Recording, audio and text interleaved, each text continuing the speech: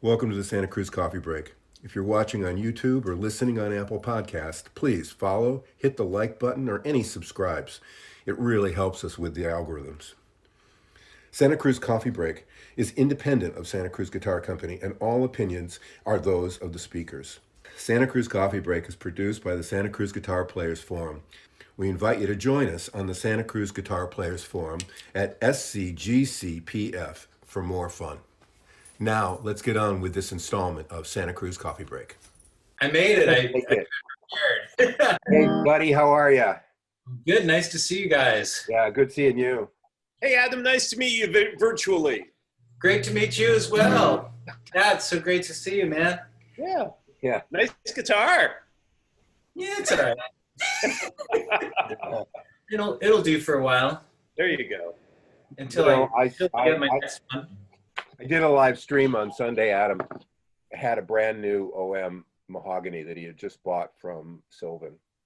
Mm-hmm. This thing was like 5 pianos on steroids. I mean, this thing is 3 weeks old, and Keith Grinninger was playing it across the room, and it was just so unbelievable. That's amazing. You know? This thing, boy, this is like a dream come true for me. Checking. Yeah, it works for me. All right, cool. Great.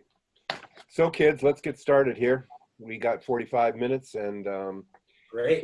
first of all, we have to do all our disclaimers that anything we say or use or do against us will not be used against us or the Santa Cruz Guitar Company here. This is our own ideas and our own thoughts, and we are so happy today to welcome the first of our really, truly Santa Cruz Guitar Players podcast for the forum. And sitting in front of you there is Adam Traum. And the first time I met Adam, I had the opportunity to record him and his playing partner, Colin Gilmore. And I'm just sitting there going, I'm standing in front of Happy Traum's son and Jimmy Dale Gilmore's son. And I'm just pinching myself because of the history standing in front of me. And over the course of the next couple of days, I got the opportunity to know Adam as an artist in his own right. I loved his songs, his sense of humor, and his outlook on music in general. I also found him to be very approachable as an online instructor and video creator. Adam's recent video for Homespun, Basic Mandolin for Guitar Players, highly recommended here as being a basic mandolin player. And Adam is involved in a lot of online instruction, video creation for Homespun video, and his personal projects, music projects. We'll talk about those, but I'd like to introduce you to Adam Traum, a devoted husband, father, dog lover, avid Santa Cruz guitar player with a brand new OM that he's standing there holding right now. I think you've had it for about 6-8 months. About right, yes, sir. Somewhere right in there. And so you're 10 years old. Yeah. And you're practicing guitar in your bedroom in Woodstock, New York, where you grew up. What happens? Well, you're almost correct with your timeline. I was 16, and as my wife likes to joke, at the time I was going to a Quaker school in Poughkeepsie, New York, called Oakwood School. I left my local high school and went to board 5 days a week, and it was around Thanksgiving, and one of my playing buddies was a guy named Woo Jin, who we called Jack.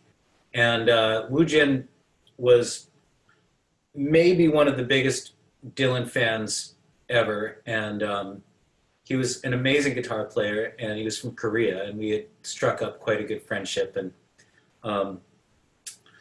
we were working on one of our songs, and, we hear this knock on the door, and it was Bob Dylan. And Dylan says, "Hey man, mind if I sit in?"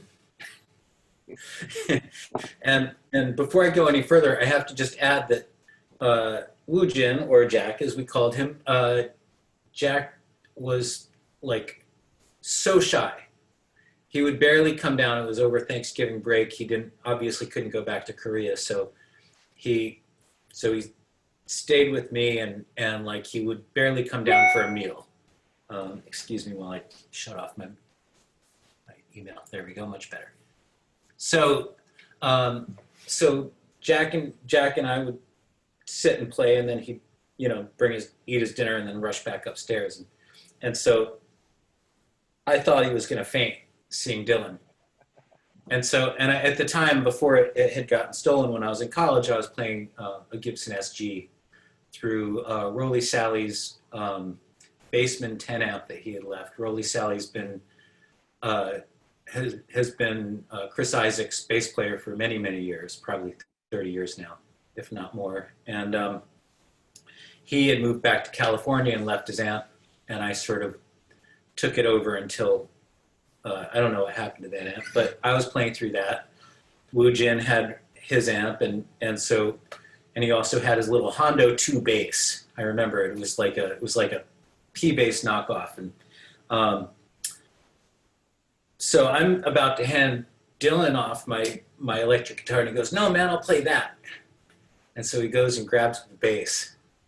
And he goes, and I was getting ready to launch into maybe one of his songs or something, and he was like, "What was that you guys were playing?" And so we were like, "Oh, it's just a song we're writing." And so we played it, and then we played another tune with him, and we might have played one more, and it kind of goes like this. He goes, "Hey, man, you guys are pretty good." He walks out. And I think he may have, and then I went down and joined them for a few minutes, and his son Jesse was there, who's a really good filmmaker. And I talked with him and Jesse for a minute, and then, but I think Dylan was the last person my parents let smoke in their house.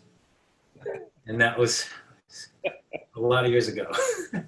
They were like, I remember them having this conversation, and they were like, "I don't know, it's Dylan." Like normally they were like, really, nope, there is no smoking in this house. And but of course there was Dylan, so they were like, eh. The exception to the rule always. So you want to talk a little bit about growing up under one of the most unbelievable finger pickers on the planet? Yeah, sure, I'd be happy to.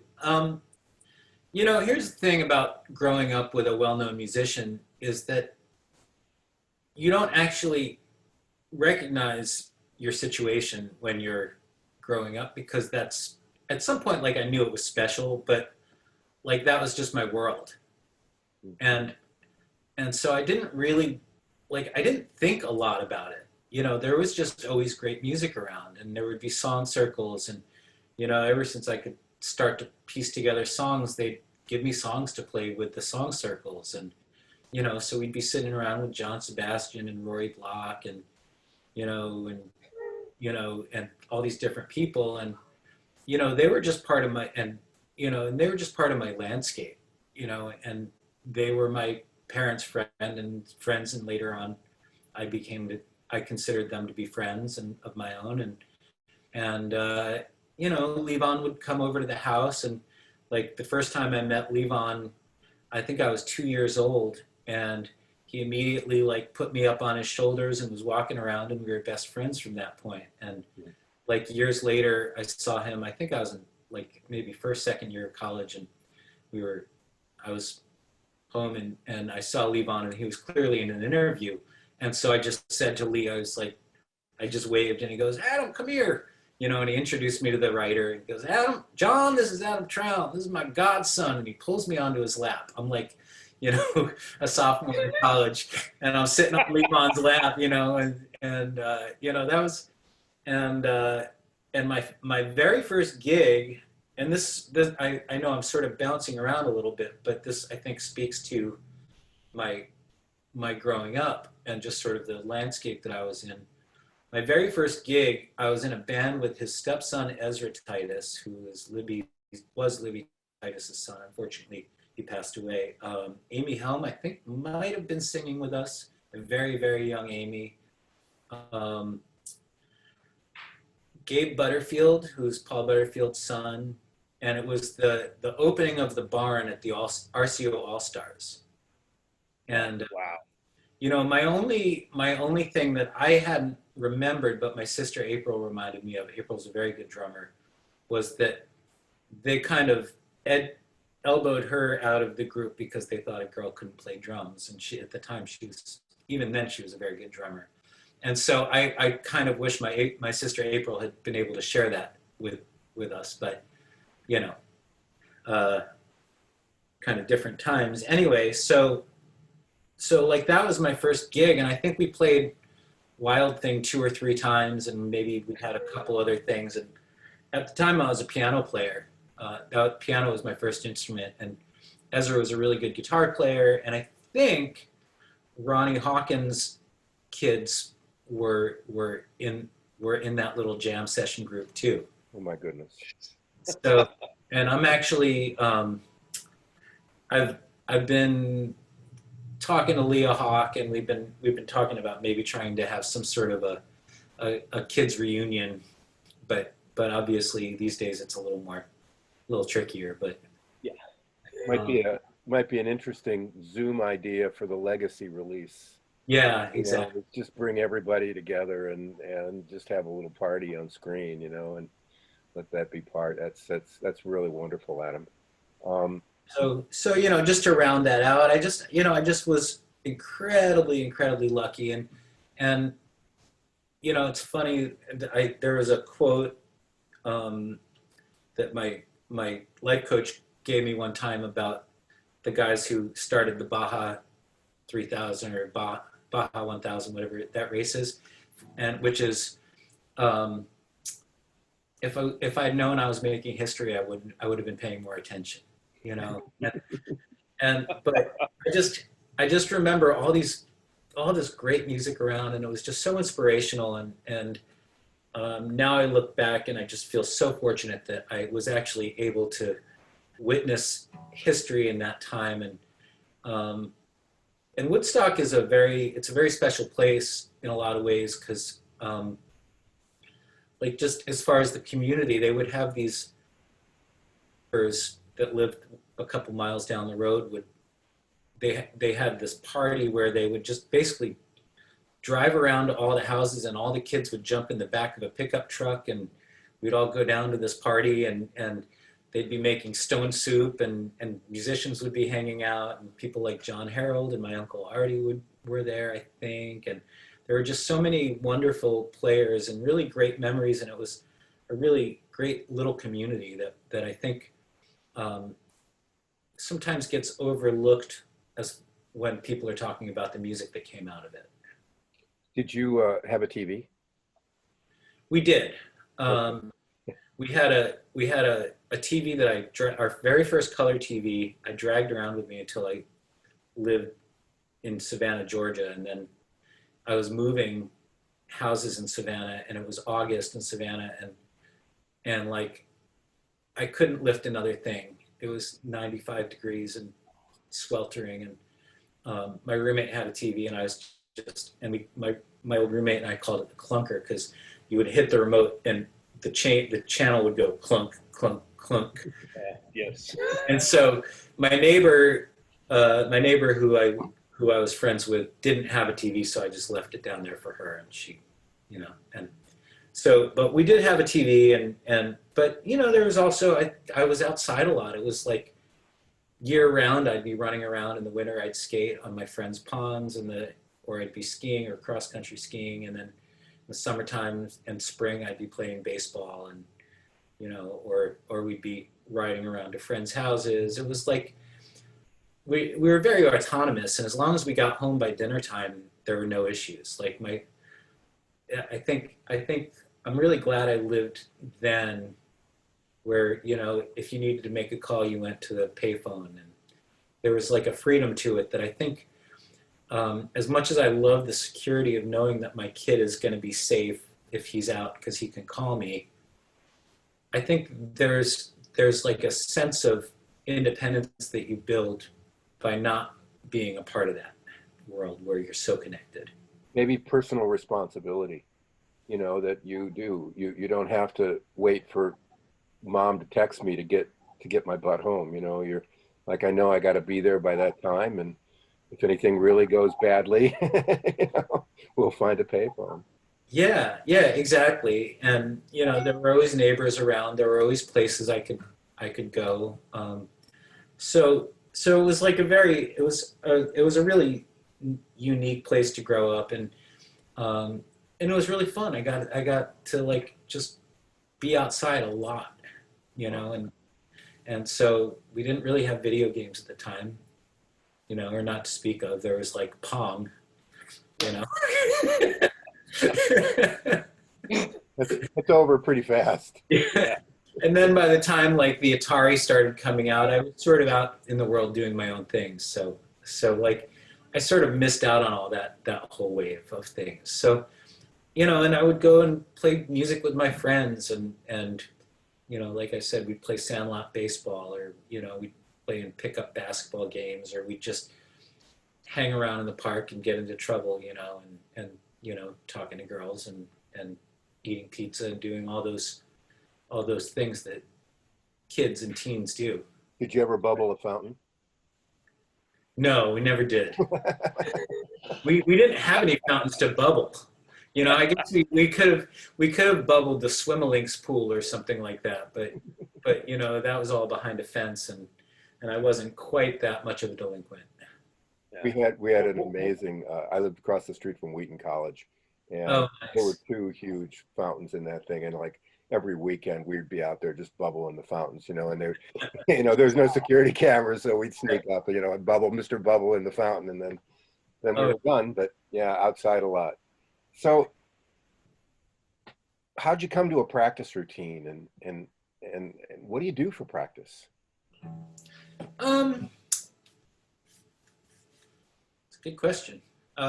So it really depends on what I'm doing. Mhm. Like if I'm preparing for a gig, like say, excuse me, my mic's being a little janky. I pulled out the wrong one. There we go. So like there are days like for all of us that our fingers are kind of sticky or our joints feel sticky, and Right. and so like I've sort of built up a practice routine for myself where I'll sort of go through a sort of quickie version of it where like I'll just start out with a real basic scale. Excuse me.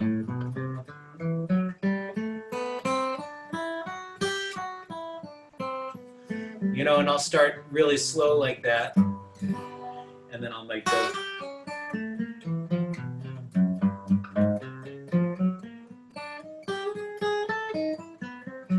And like things like that, just sort of getting my fingers a little bit warmed up. And then once I've kind of got that, I'll like do these little chromatic runs.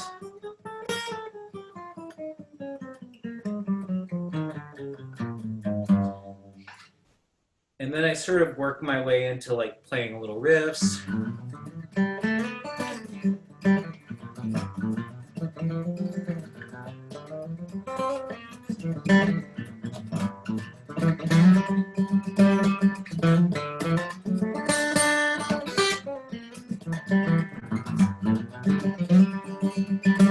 You know, and then like I'll maybe take it up to a higher place. Let's see.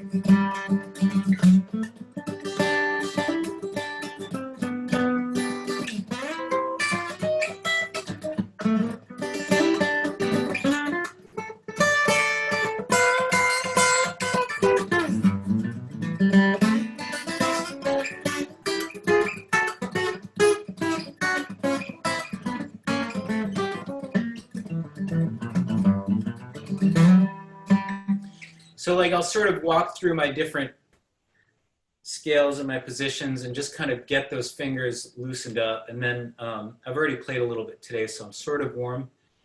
And then if I'm working on a tune of my own, if it's an original tune, I might be working some things out. I've been taking voice lessons during COVID because I always felt like I was a good singer, but you know, it was always like my guitar playing and my instrumental stuff was here, and my voice was always here, you know, a little bit lower, and so I started doing that. So now I sort of combine the two when I'm warming up and in my practice routine, and then so what I've started doing is reworking a lot of my songs, not so much from the ground up, but from here and then just trying to get them to there. And I've like, one of the songs I've been using as my exercise tune, because it's such a demanding song physically, is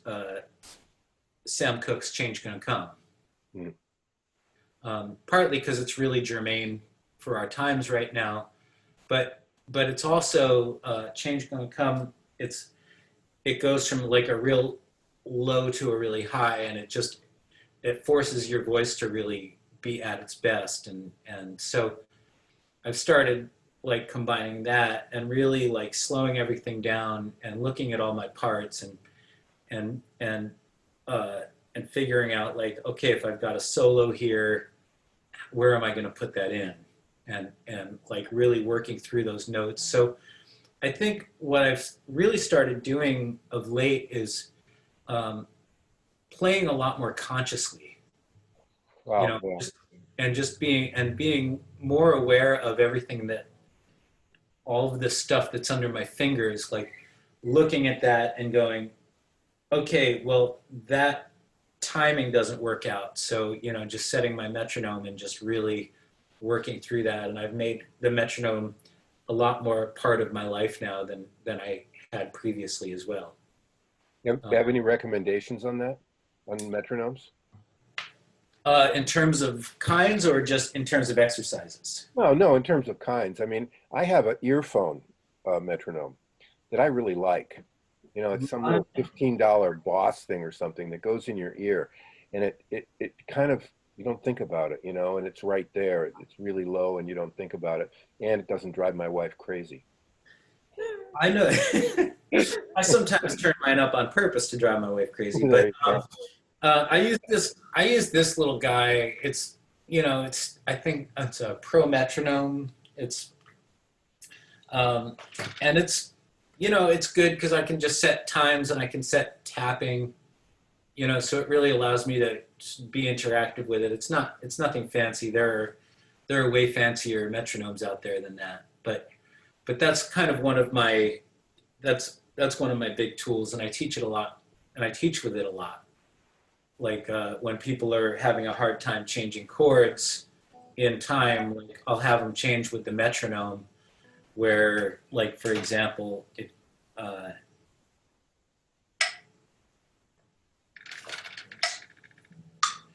so like if I've got this, like I'll tell people, all right, so if you're changing from a G to a C, try changing in 4 beats, 1, 2. And then I'll have them cut it in half and try and change it in 2, 3, 4. 1, 2. Now you have 2 beats to change. And then 1 and then none. And I find that really, teaching like that really helps people understand the importance of meter, and it allows them the flexibility to move their fingers and change their chords. At the same time, it gives them, you know, it doesn't force them to rush. You know, so like you have a certain amount of time to get this, and like, all right, I can't do it in 4 yet, so I'll do it in 6. I can't do it in 6 yet, I'll do it in 8. And it gives a finite amount of time. And so I really use the metronome as a training tool for people. You know, that it's really interesting, because I think a lot of people that are trying to learn to play, they overplay. Mm-hmm. You know, and they play too much. And you know, listen to Bill Monroe, and you'll realize that he's really not playing all that much. He's just playing what he needs to play. You know, it's not the gaggle and 100,000 notes that you think you're hearing. You know, actually, you're really not hearing that. You're just hearing his complete technique and everything. And I think the metronome forces you to listen. Yes. My uncle used to talk a lot. My uncle Artie was a huge influence on me, and he was amazingly supportive and gave me a ton of feedback, and he's terribly missed. But I'm just so grateful because one of the things that he really instilled in me when I was learning how to play and starting to study some jazz was that to leave space. You know, so like if you say you've got like a lick like this,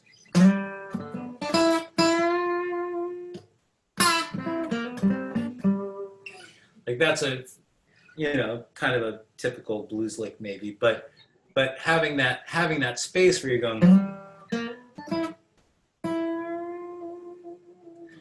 like all of a sudden, like you're so much more able to pull emotion out of that note, and it's not really about just going and just putting all your notes out there in a crazy way. It makes you able to really kind of feel that place and feel it and feel the time. And it almost sounds like you're playing more than you are when you leave that space. So, so I think space is a really integral part of playing music effectively, and you don't even have to be a super advanced player. Yeah, it's really I'm back to Adam shared a few of songs from the new CD with me, and literally the first one that he played for me, I was sure that what I was listening to was a waterfall of guitars. It was so beautiful and it was so well phrased and everything about it. I'm really excited for you to get this project out, Adam. I think it's just going to be really fantastic. Thanks, Richard. I'm really excited about it.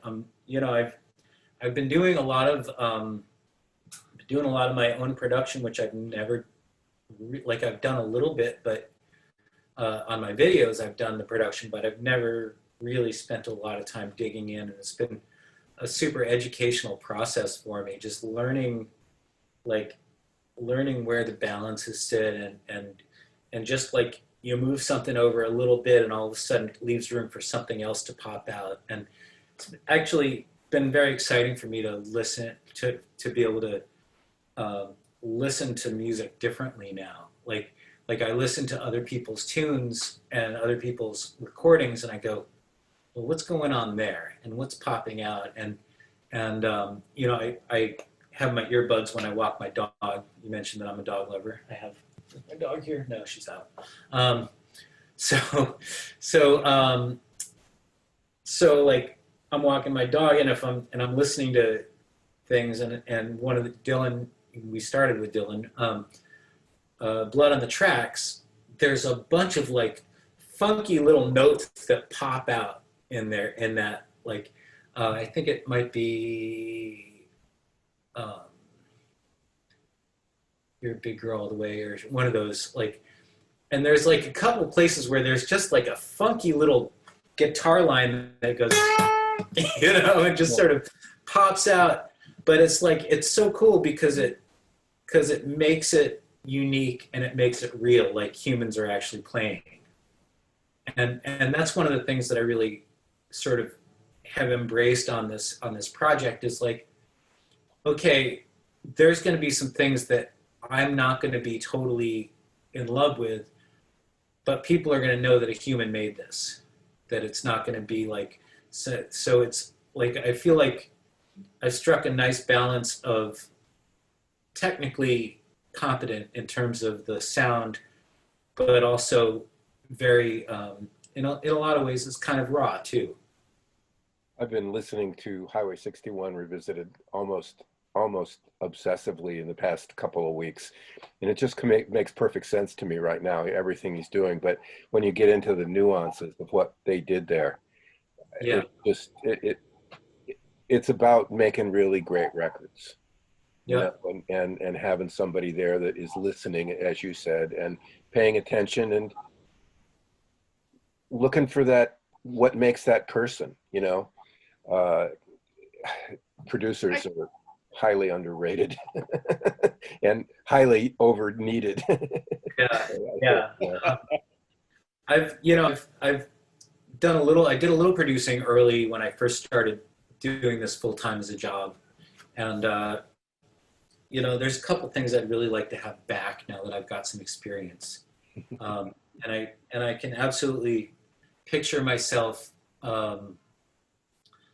in in a producing role down the road, because I'm like, even in my own arrangements of my songs, I'm constantly thinking about where things are going to sit, and I've sort of gotten way more of a producer brain going on, and it's something that when this all ends, that hopefully I can do some producing for some people and really start getting better at that, because it's really been fun. You know, I have a young student right now who's like, his voice is amazing beyond his years, and he's just got this naturally amazing pipes, and I helped him with one of his songs, writing one of his songs. And as a side note, you know, one of my responsibilities as an artist is bringing the next generation along too, because that's, I think in a way that's more important than whatever success I have, is the success of the next generation and inspiring them to be real musicians and understanding that. And so like, I can absolutely pick, and I think once all this is over, I'm gonna try and produce this kid's song, because it's really a remarkable song. And he did all the sweat equity on it. I just sort of pointed some directions, and so like, that's something that really appeals to me as an artist, is like getting to bring my students along and inspire other people to do it, because like, that's what counts. That's what's gonna keep this music moving forward. I feel like I've been handed this torch from my growing up in a musical family, and then I've also, so now it's my responsibility to pass it along to the next ones.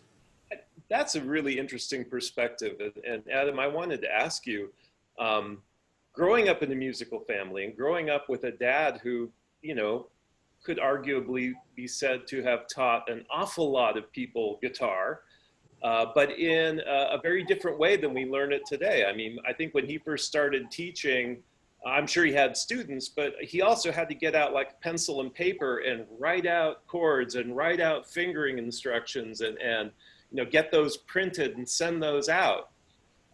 So I was wondering, you know, growing up in that household, did you naturally take to guitar, or was it expected that you would play, or, you know, how did your journey get started with all this?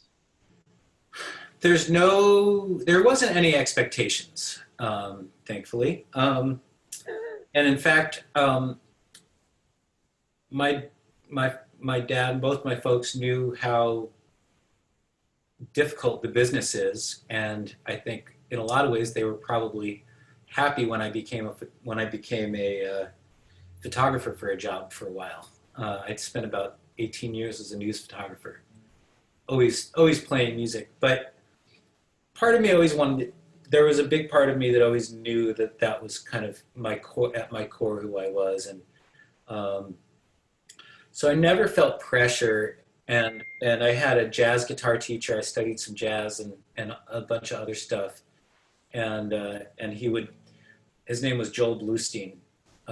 And Joel would, at the time, his name was Joel Tobias, but he took on, I believe, his dad's name after that. And we would sit around for hours and just pull apart records. And, you know, he'd charge me $10 for a lesson. I'd spend 4 hours at his house, you know? Yeah. So, you know, I mean, and then I came to find out later that his family was quite well-to-do, and so there was not a lot of financial pressure on him, although he lived in a very modest house in like a little 2-bedroom with records shredded everywhere, and it was really cool. So And I'm getting this weird message from Zoom that we don't have a lot of time left. I don't know why, but I'm getting this weird Zoom thing in front of me. And so tell me a little bit about that guitar. Okay, and if we need to like re-pick up, you know, reconnect and re-pick up, we can totally do that. Great. So I want to start by saying that the first time I saw a Santa Cruz OM was when I saw Marcy Marxer playing at Merlefest in 1993 or 4. it had the SCGC logo up there. And I was like, what is that? It sounds really amazing. And from that point on, I knew that I would eventually have a Santa Cruz OM. And then I saw James Nash playing one. And I did a great project with him on Homespun. And I played his, and I was like, oh, this is a good guitar. And then I had the opportunity to buy a guitar, and I sort of fell for another Dreadnought, different brand, and then, which I really loved, but I was still sort of thirsting for that OM sound and that feel. And then, and so I went down to Santa Cruz to order a guitar and and Richard and Carolyn were amazing and gave me this great tour of the factory, and we had just an amazing hang, one of the highlights of my life, literally. I hate to break it to you, but they do that with most people, but that's okay. Go ahead. Whether or not they did, I don't care. It was one of the highlights of my life. It's amazing. I know. It doesn't make it any less amazing. Yeah. So this is an OM pre-war with a buttered toast top.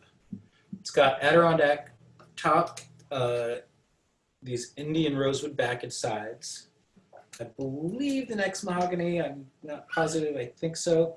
The fretboard is ebony, and they had the Goto tuners on it. And Carolyn brought this out to me. I played a couple of OMs, and I played a double aught, and I think I might have played an H13, which my dad has one of those. And I played this, and then I played another one, and then I played another one, and I played another one, and then I played this, and I played another one, I played this, I played another one. And they were able to liberate this guitar from where it was supposed to go and give it to me. That doesn't usually happen. That's quite unique. And I just fell for this thing, hook, line, and sinker. If I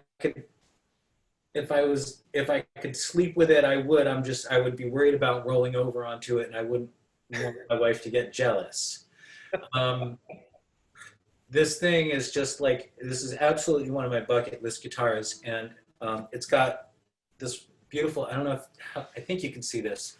It's got the forward X bracing, and the way Richard explained it, Richard Hoover explained it, what's beautiful was, he tunes all the braces, and he tunes he tunes everything, and he tunes the top, and like this whole thing, and I think of it kind of like, it might look like a really cool sedan, but it's more like a Ferrari. It's like got a Ferrari on the inside, and like sometimes I'll just go, and even now I just hear it and I go, yeah, that's it. Honestly, what else do I need? There's always, I need more Santa Cruzes now, but but really, like, I feel like this could be my last guitar, and I would be fine with that. Like this, and I I would say within 3 to 4 weeks, really sooner, but within 3 to 4 weeks, it felt so familiar, like it was just an extension of me. And if I could use a heavy word for having this instrument, I would call it cathartic in a lot of ways. Yeah. It's inspired songs. It's inspired It's inspired me to play things that I've never been able to play before and express them in that way. And the range of emotion that it allows me to express within this setting, it's like, I feel like this can do anything and everything I will ever ask it to do for me. And it's just, I think it's it's one of those things in my life that has changed me as a person. It's you know, really in a lot of ways just very life-changing, just because all these ideas that I sort of had in my head in a cursory way, it allows them to come out and allows me to express myself in a way musically that I haven't been able to before. And gosh, that's just what a gift to have, you know, to like in this life, to have something that inspires you every day, that inspires you to pick up and make something beautiful and make something magic out of nothing. Like in a lot of ways, I think making music is kind of like making magic. We're conjuring something out of nothing, and we're sending out these vibrations, and it's changing things. And having a vehicle like this to help you express those things for an artist is there's just really no word for it. I mean, there's no other way to express it other than gratitude and by just doing it. And You know, it's so reflective of the lifestyle and the work environment that they created as CGC, you know, and it's something I've never seen before in the world. I mean, I've seen some pretty amazing things, but I've never seen an operation like that, or a management group like Richard and Carolyn and Patty and everybody up there. You know, it's all for the same focus, and just what we just went through with the fires. You know, Richard just said, "People first." yep. You know, and I talked to him the Thursday when he had watered down the shop and walked and watered down, you know, and put the key in the door and walked out. And I don't know if I could walk away from 50 years of something without staying there. You know, I mean, all the wood, everything there. And he had the greatest attitude about it. It was just like, we're going forward. They're remarkable people, and it's really a family there. And I just, you know, I'm so appreciative to be a part of that family and be able to play something like this every day and represent that family and with music. I hate to ask you, but Desert Island Records? What's that? If you had to go to a desert island, Oh, what'd you take? What would you take? You can take something different tomorrow. Today, what would you take? what would I take today? Oh, it's a bad question. No, it's a great question.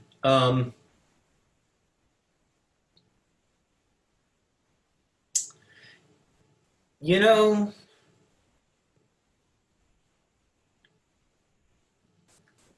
I think I might take either Blonde on Blonde or Desire. Yeah. Yeah.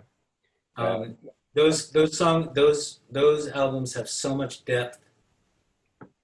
You hear something new every time, and you know, honestly, I try and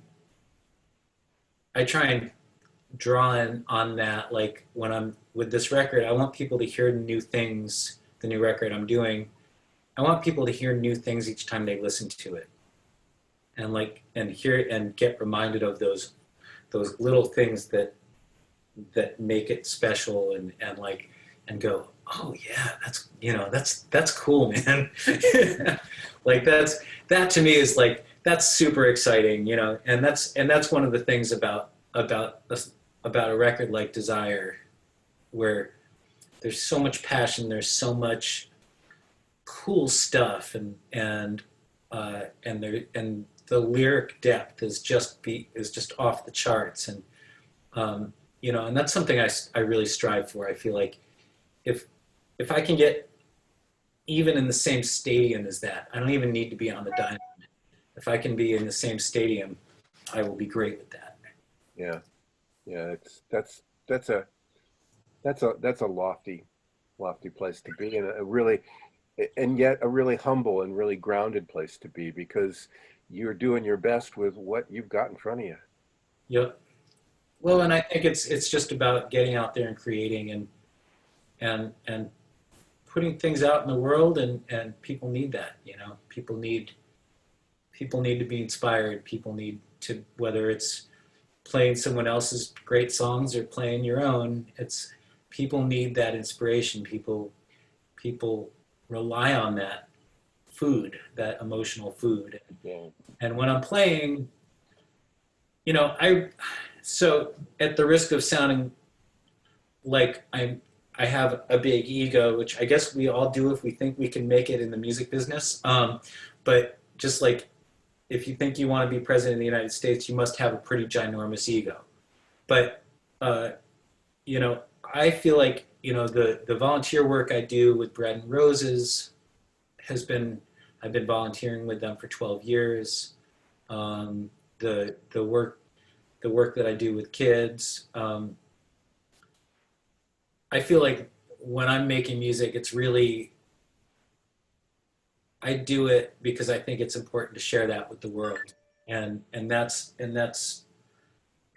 whether it's good or bad, or somebody doesn't like it or likes it, you know, you're giving people something, you know, and you're creating something and perpetuating that, and I think that's really the goal of the arts, is to make people think, or to make people dance, or to make people smile, or to make people cry, you know, like, it's just about allowing people to feel things, and giving people a place to go. And maybe something I'm doing isn't gonna suit everybody, but there might be someone out there who hears what I'm doing and gets inspired, and either wants to create something themselves, or maybe it's a place for them to go for safe haven, you know? Kind of soul salve. Yeah, You yeah. know, like rub it on and feel good about it. And and I think that's one of the only good things I've heard during this pandemic, is friends who are piano technicians and luthiers and such. There's been a tremendous uptick in people being interested in playing music and in creating music, which, I don't know, if you got to try and find something good out of all this, that may be the only thing that I can think of. Just people being creative and using their souls and their hands and their brains together, rather than just locking on to electronics and letting it run things.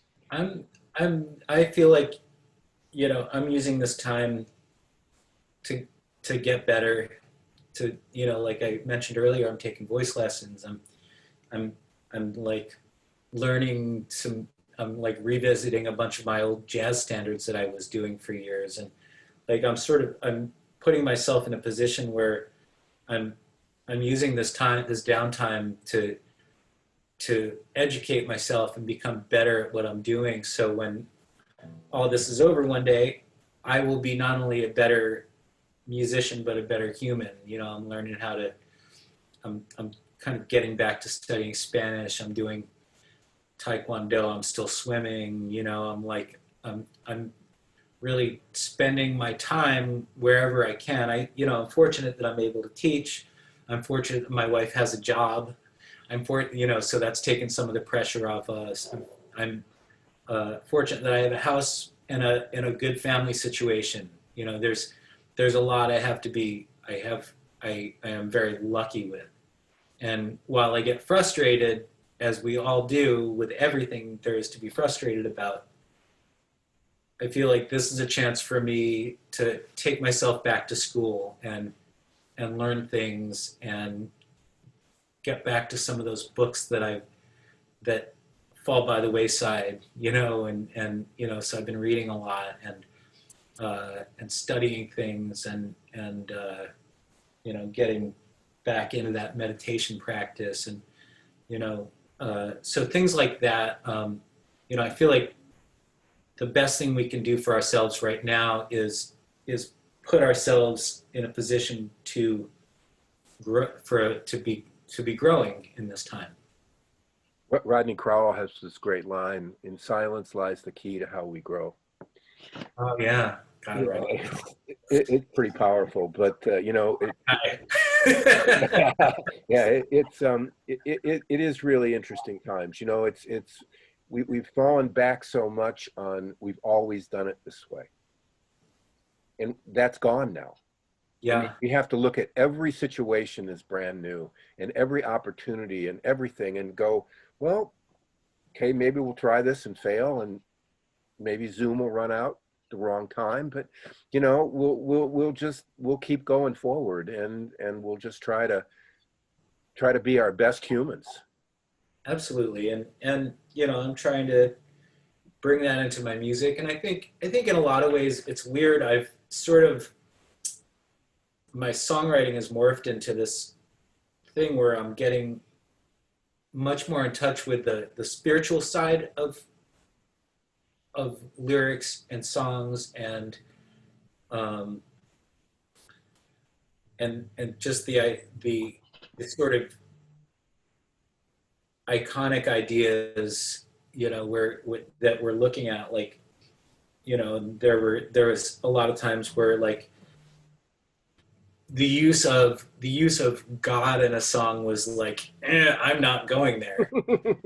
And it's like small g God for me. You know, I'm not particularly religious, but I'm actually not religious at all.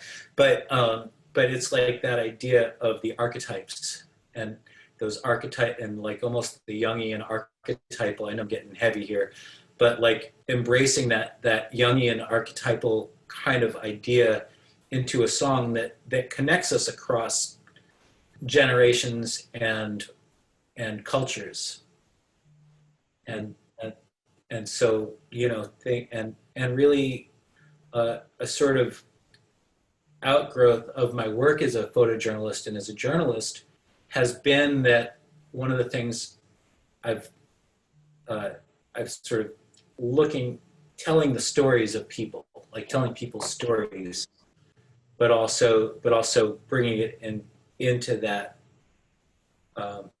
sort of cross-cultural, cross-generational reference, like the stuff that we all have. You were talking about my song One Light Blues, which I'd be happy to play for you if you'd like, but unfortunately I don't have Josh to play that second guitar part. I truly listened to the first 30 seconds of that about 10 times, and every time I listened to it, I heard something different. And when you were saying that earlier, you succeeded in that. It's truly a really, really, really exciting opportunity. Would you like me to play it? I'd be happy to. Yeah, sure. Unless you'd Our rather chat. transmission isn't the best, but What's that? our transmission isn't the best, and it's good seed for planet. Sure. I have it mic'd, so maybe it'll come out okay. I don't know how it sounds on your end, but so just to kind of give you an idea, I drew on a lot of my this whole record is really a tribute to my growing up, and you know where I am and where I'm going, and carrying this torch forward. And it's called Legacy, by the way. Legacy, yeah. Yeah, that's one. And maybe it'll give some of you guys a chance to hear this amazing instrument. Here, let's get that mic there. And would you excuse me while I get tuned, because I think my capo sent me a little sharp. So this song, though, there's like an amalgam of characters, a bunch of who I grew up with. And the way Josh does it, he's got this Gibson. Josh Yenny is a great sideman. We play music together quite a bit, and he's toured with some pretty major people. He's played all over the world. And I'm lucky enough to have him as a jamming buddy and bandmate.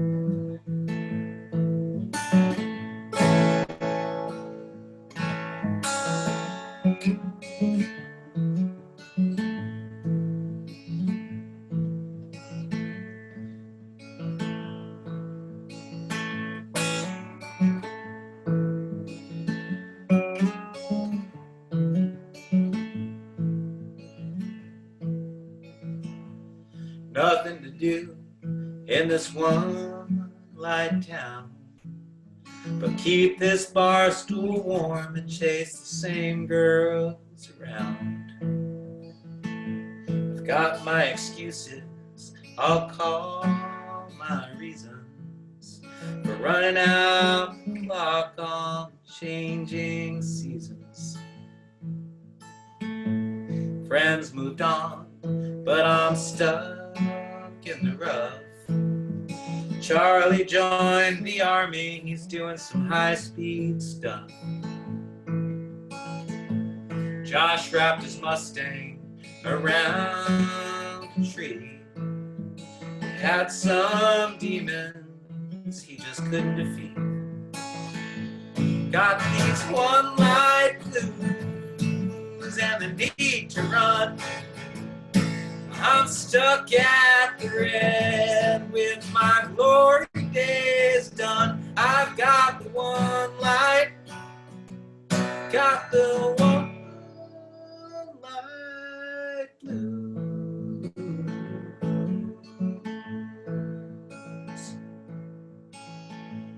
Doug's got a family, he's in the thick of it. It's always good to see him, but our lives don't fit. I remember when we'd run from the cops, hide out at the quarry, smoke joints and hug rocks. Got these one light blues and the need to run. Our red light turned green, you can hear my engine gun. I've got the one light, got the one light blues.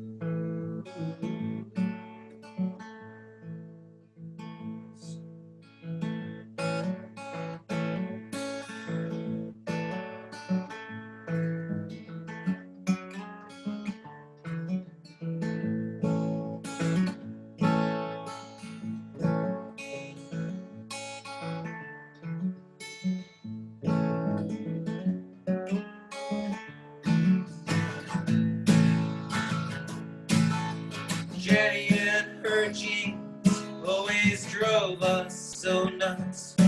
She'd step out of her GTO and we'd watch her strut. The sun set too quickly on those golden days. Summer loves and warm nights are a dreamy haze. I got a call from my buddy the other day, offering me a gig and it's far away.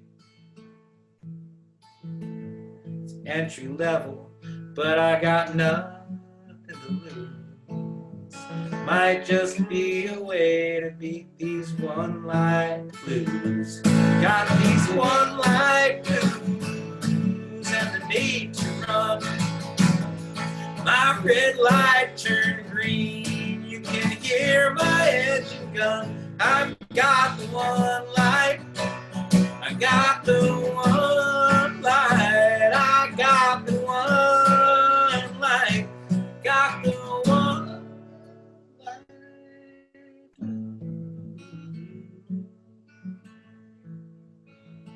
I've got the one light, got the one light blue.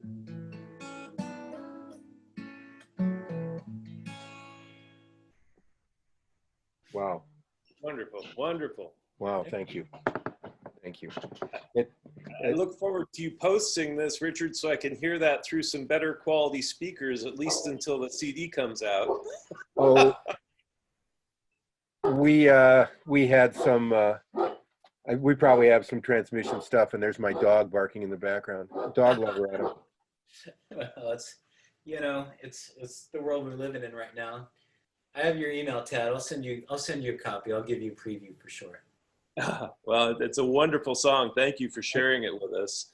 And, you know, it's inspirational how you, I mean, I spend a lot of time on the forums online because what else are we going to do these days? And you see people arguing about all these exotic and unusual instruments and woods and designs and everything else. And you basically have, other than maybe the buttered toast top and a couple little minor things, the basic Santa Cruz OM. And it is such a wonderful guitar. And you do such a wonderful job of presenting it with your style of playing and your style of singing and everything. It really is inspirational. I think that's great. Thanks, Dad. I appreciate that. Yeah, it's I mean, you know, and I purposely, this was without even realizing it, I didn't necessarily, first of all, I love the buttered toast top. It's like, yeah, like seriously. I got nothing to say other than just look at it. But you know, it's a real tribute to what a hand-built instrument with a lot of care is, you know, and it like the finish on this thing is perfect.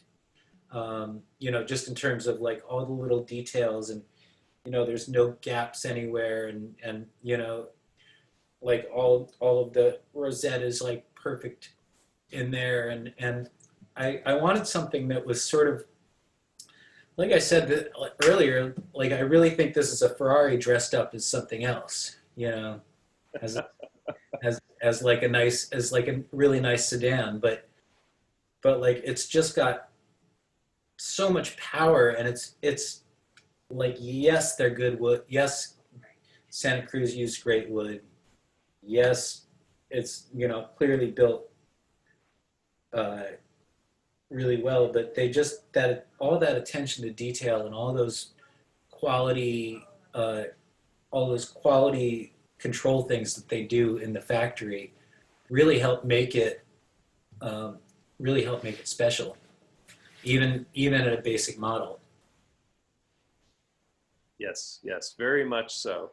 And that really is kind of why we all love Santa Cruz and love their guitars, is just like you put your heart and soul into your songwriting and your singing, they do the exact same thing, building an instrument. So it just builds up that level when you get to the final presentation like you just gave us. All that foundation that they put underneath you comes through. And it's really wonderful. Yeah, boy, I'm so grateful for the team for, you know, because clearly it was a lot of hands that made this and so many other beautiful instruments. And what a great, you know, speaking of legacy, what a great legacy to leave to the world, like all these machines that make beautiful, beautiful sounds. Just frightening, isn't it? What a gift to the planet they've given us on this. He's truly a holy man in my world, and I can't be prouder than my association with him, and you know what I get to do with them, what little I get to do with them. It's just it's just something else. So when's Legacy out? Well,